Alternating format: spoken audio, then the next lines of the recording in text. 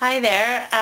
Okay, so I went to met the surgeon on Monday, and it was a very interesting meeting. He's a very interesting old man, funny guy, and he was really to the point. He didn't really have much to say because the lap band's not really a commercial enterprise really here in Canada, so you know,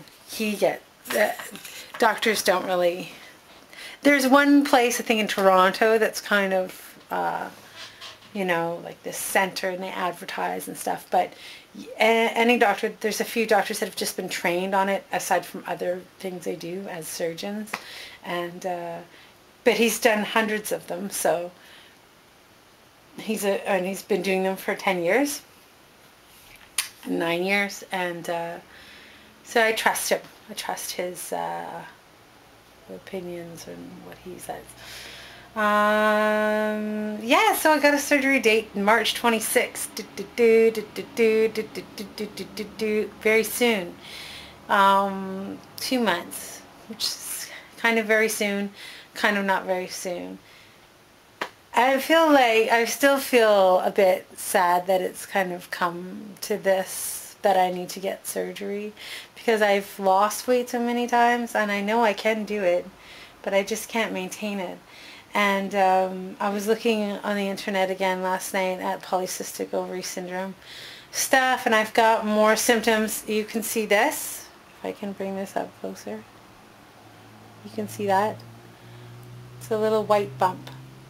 That little white bump is something that 50-year-old men get. But I've got one. And I've got it because I've got excess androgens, which is a hormone, running around my body, blah, blah, blah, blah. And just one of the symptoms. And I've noticed that I feel like some more are coming. I don't know. Anyways, if I get this surgery, it'll help me maintain the weight loss, and it should help take care of a lot of the PCOS symptoms, if not to get rid of it completely. I'm hoping. This is something that I don't know how often it's been done, and I've only heard about the gastric bypass being helpful, but just not enough studies have been done. Anyways, I've been reading more things about it, and it just is really freaky because, again, heart disease is the big thing that I'm really worried about.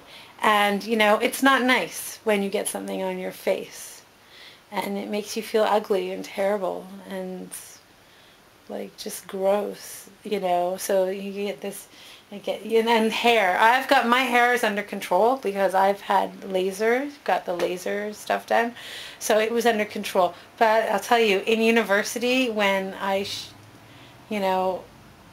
should have been, like, dating and stuff like that, I wouldn't let anybody come near me because I had so much facial hair, and I didn't know what to do. I tried to shave it. I tried to electrolysis. Electrolysis, it would take hours, and it was extremely painful.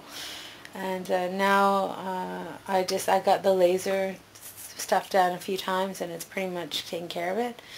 And nothing new has come. So that's good. That's the really important one.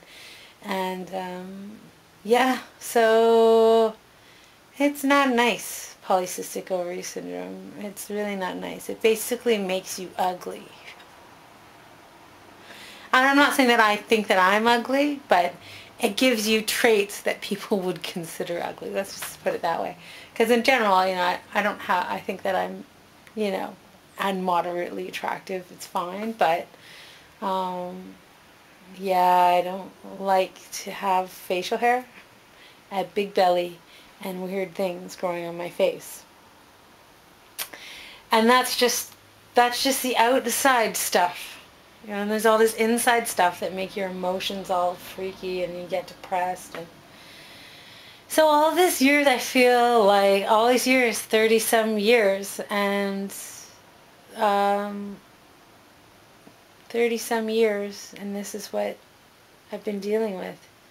And it's been extremely hard.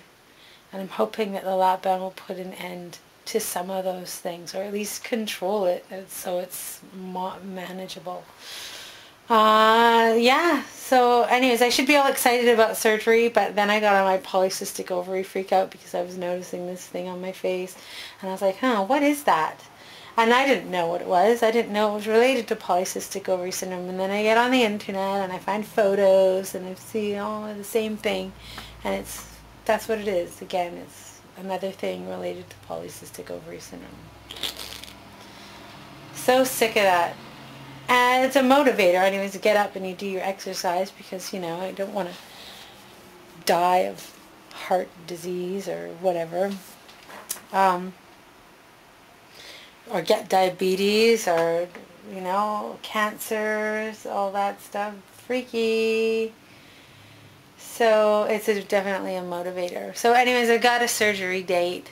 Yay. So I just, I'm looking forward to getting a handle on my health.